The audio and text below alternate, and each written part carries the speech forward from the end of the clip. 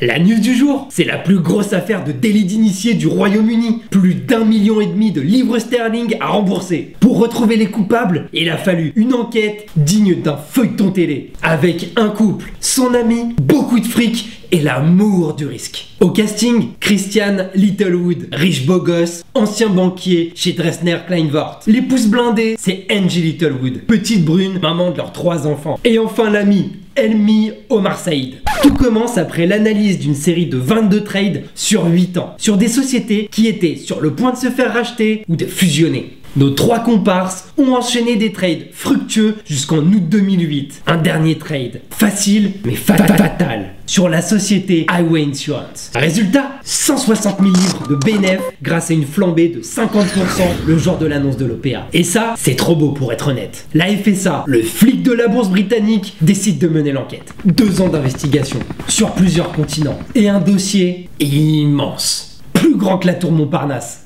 La FSA remonte alors la filière en épluchant la liste des banques conseils de tous ces deals. Dresner Kleinwort est la banque conseil de 15 deals sur 22. L'enquête progresse, mais bloque sur le dernier deal, puisque Dresner Kleinwort n'est pas la banque conseil de cette dernière OPA. Alors les flics continuent, ils lâchent rien, et ils repèrent parmi les personnes impliquées dans ce dernier deal un certain Littlewood, ancien banquier chez Dresner Kleinwort.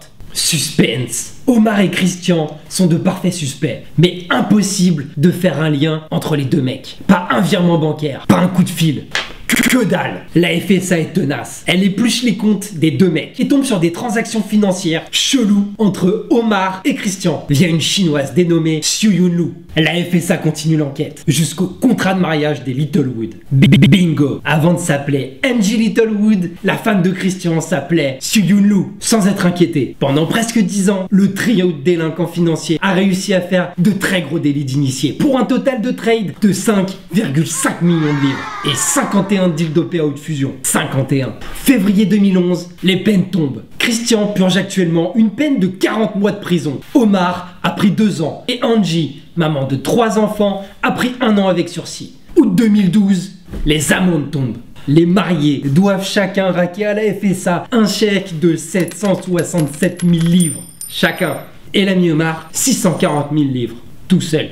Tout était bien et finit moins bien.